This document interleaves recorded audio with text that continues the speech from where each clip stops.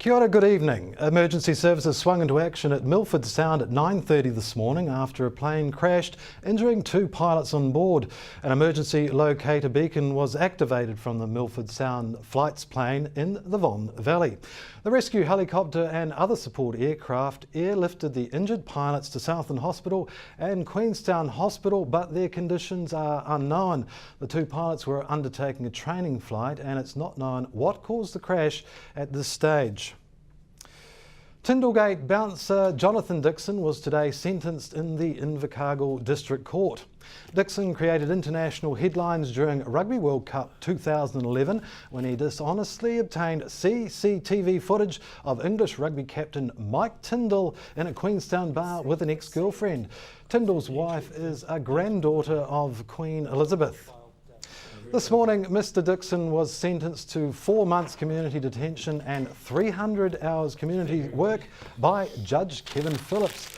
Mr Dixon has announced that he will be appealing the sentence. Last year, there were 35 reports of stock theft in Southland, with 560 odd stock units lost to animal rustlers. An online tool to promote reporting of stock theft has been welcomed by farmers. Animal rustling reportedly costs the country $120 million each year.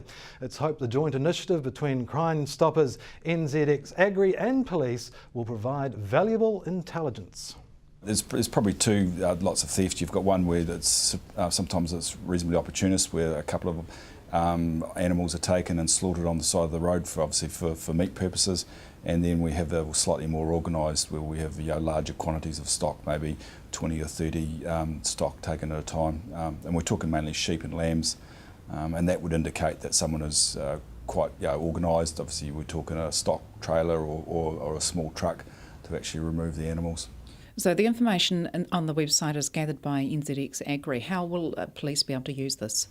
It's sort of an intelligence for us to provide a picture of what stock thefts there are. Again, we would like farmers to make direct contact with police to report that. It's the only way that we will get a true picture of the crime in the rural areas. When I say reporting, we'd also like the rural community just to be aware of suspicious behaviour, because as we've mentioned with these thefts, a lot of them will be not opportunists. Someone will be termed casing the place probably during daytime. So reporting a suspicious vehicle's behaviour, but don't, in the middle of the night, if you see a vehicle, don't confront the offenders or people on your property. Make sure you call us and use the 111 line to do that. And what can farmers do to protect their animals on the farm? I guess it's difficult because of it's in a rural community, but I come back to reporting that suspicious behaviour, making contact with your neighbours if you're heading away to make sure that someone's looking after your property, keeping good stock records, and if you notice anything untoward on the farm, notify the police straight away. Is it likely that the website will be extended to include all farm property theft? I guess that's something that we could always look at it in the future. Again, it comes back to, yes, that website's a good indication, but the police really need to know as well. So yes, you can use the website, but also make direct contact with the police. Invercargill Deputy Mayor Darren Ludlow today joined 41 other community leaders around the nation for the Silent Leadership Challenge. Participants have spent the day walking in the shoes of those with a hearing impediment in order to highlight the issue facing many New Zealanders.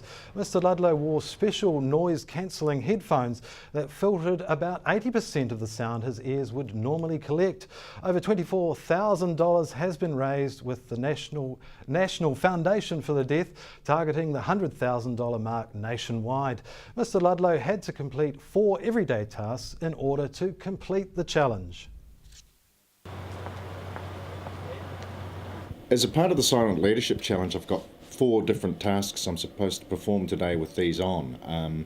Now, these are not complete noise-cancelling headphones. They probably drop everything down to about 80% of what you would normally hear. So if we were talking, I could still barely hear you and make it out.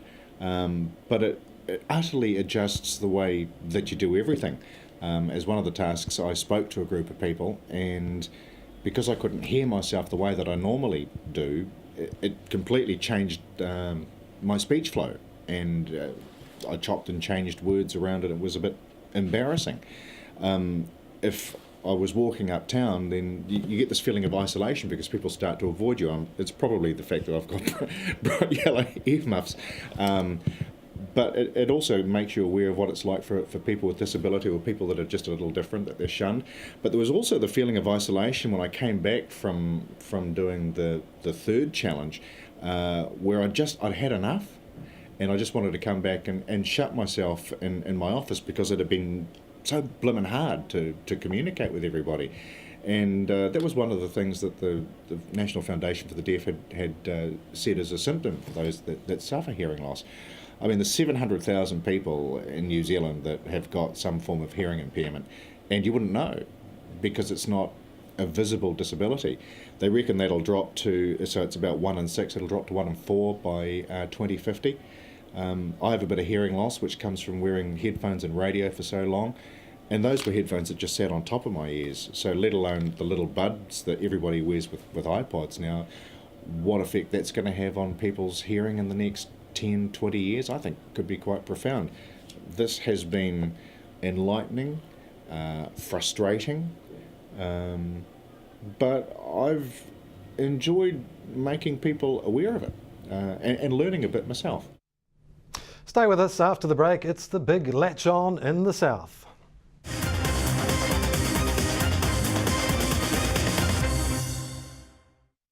A psychiatrist previously employed by the Southern District Health Board has prompted a Health and Disability Commission investigation after he prescribed horse tranquiliser ketamine to patients. 11 psychiatric patients suffering from treatment-resistant depression were prescribed ketamine by the psychiatrist in 2010 and 11. The off-label drug is used as an anaesthetic in New Zealand, but is an illegal recreational drug that can cause hallucinations in humans. Health and Disability Commissioner Anthony Hill's investigation report cleared the psychiatrists involved, but recommends stringent guidelines be introduced at SDHB to improve prescribing processes around ketamine and other off-label drugs. No patients complained of the treatment provided. An unexpected award has been won by Southland Runanga for a program run at Invercargill Prison. Te Runanga o Waihopai has worked with the Corrections Department for almost 20 years, extending their program in 2011 to include a multicultural arts program. This year winning the Big A Prison Arts Community Award. Margot Sutherland spoke to Cyril Gilroy about the program. There's a team of 4, sometimes 5, and they just love doing what they're doing, and all of a sudden you get an award, so that's marvellous. So what are you doing in prisons with inmates?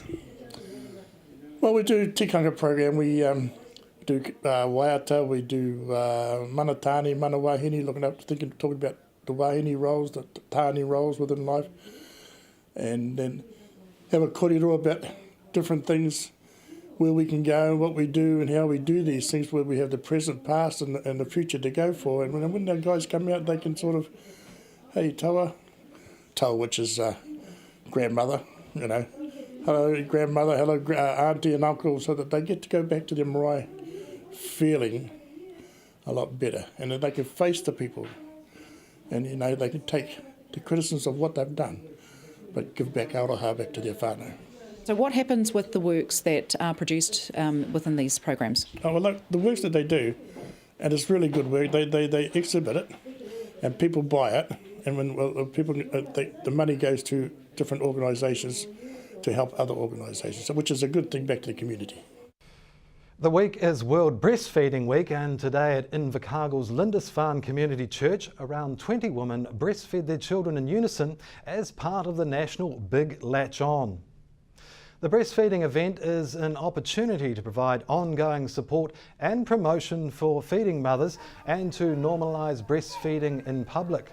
Coordinated by Women's Health Action nationally, local health promoters and peer counsellors praise breastfeeding-friendly workplaces and supportive families who help support mothers to enable breastfeeding to take place. At 10:30 today, close to 2,000 mothers were breastfeeding children at dozens of locations throughout the country, including Illa Nanai, whose family have breastfed It's for important generations. to me because I know that breast is best, and it is linked to brain development for children, so it wasn't something that I thought I wouldn't do. It was something that I always knew I would do. It was something to be proud of. and it's been something that's a generational thing within your family. And tell us about the length of time that you're breastfeeding your children.